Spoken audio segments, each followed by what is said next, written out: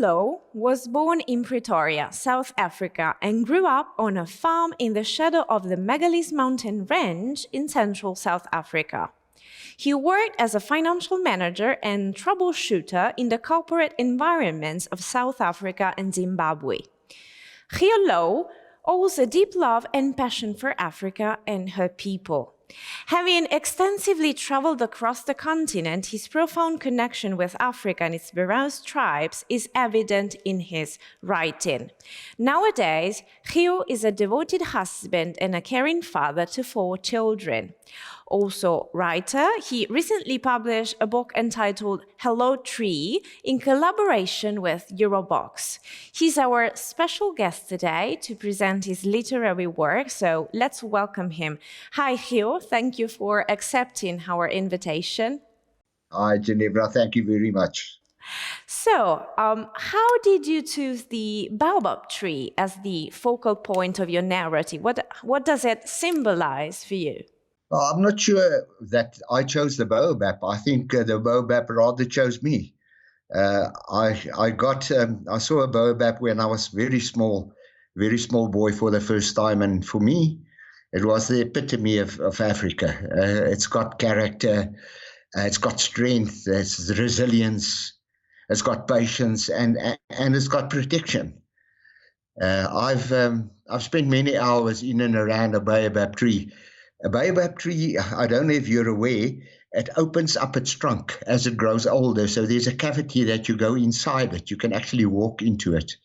And I've spent many hours in the vicinity of a baobab tree. I think it reminds me of Africa.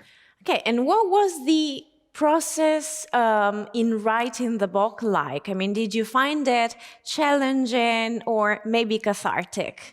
Yeah, I think mainly cathartic. It provided psychological relief from emotional moments that I've had in my life. And when something bad happened to me, I used to sit down and just write about it, like the chapter about betrayal, where a South African blue chip company defrauded me. I lost everything. So I wrote that. The chapter about friends. I had a friend that died, which had a huge influence on me. I wrote about that. When my children grew up, I was unsure, am I a good father, a bad father? So I wrote about that. So yes, cathartic it was for me, a release of emotions, but there was also happiness there. I mean, the chapter about love, it's great. When it rains, it's great. So yeah, difficult to write it. Was it challenging? You know, Ginevra, sometimes when I read what I've written, I say to myself, but Louw, you couldn't have written this. It just flows. So it was not difficult. I really enjoyed the process and working with you guys, of course. Thank you. Thank you, Louw, for your words. And how do you feel your South African background and heritage influenced your writing? Look, I'm a South African and an African. And I love the continent and I love its people without reserve. There's something about the continent, about the sights and the sounds and the smell of its valleys and its plains, its mountains, its sea streams, its thunderstorms. There's just something about the continent that resonates with my soul. If I think of the rural people in Africa, there are many rural people that has got a rural innocence about them that still cook their daily meals on an open fire, even to this day. The integrity of small boys still chasing the cattle into the enclosures at night. Africa is part of my DNA. Bad things also happen in Africa. You look at apartheid. Apartheid was very bad. That was exacerbated by a unscrupulous ANC government. But fortunately, there are also good things that are happening in South Africa. We now have a new government, and there's hope. The people have got hope. But the people in Africa, they're amazing, Ginevra. Have you ever been? If you've never been, you should come and visit. They're wonderful people.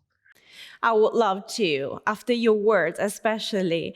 Do you have now plans to explore more ecologically themed literature or children's literature in the future?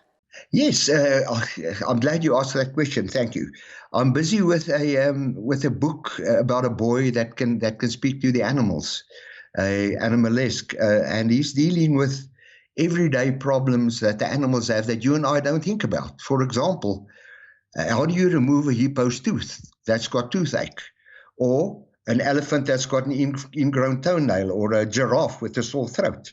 So it's a book for children aged 5 to 65. I think everybody will like the book. It also deals with some events that the animals arrange, like a strictly animal dancing competition in the veld, or a comrades marathon for the animals.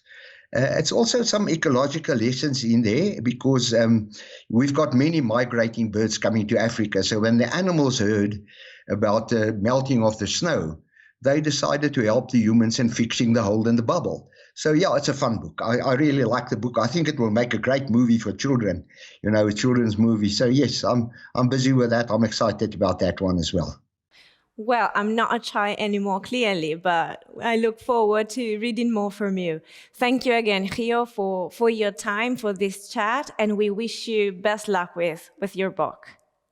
Thank you very much for your time, Genevra, and for all the help that you guys have given me. Thank you. Hello Tree is a story of a man's struggle with life in South Africa and his interaction with the baobab tree. With a deep love and compassion for Africa and its people, he worries about the future and the deterioration of the continent. Suffering from a severe inferiority complex, he contemplates ending everything. He cries for help from his baobab tree as both of them complete the cycle of life. Hello Tree, written by Louw Sr., is now available in bookstores and digital platforms. It's a publication by Eurobooks.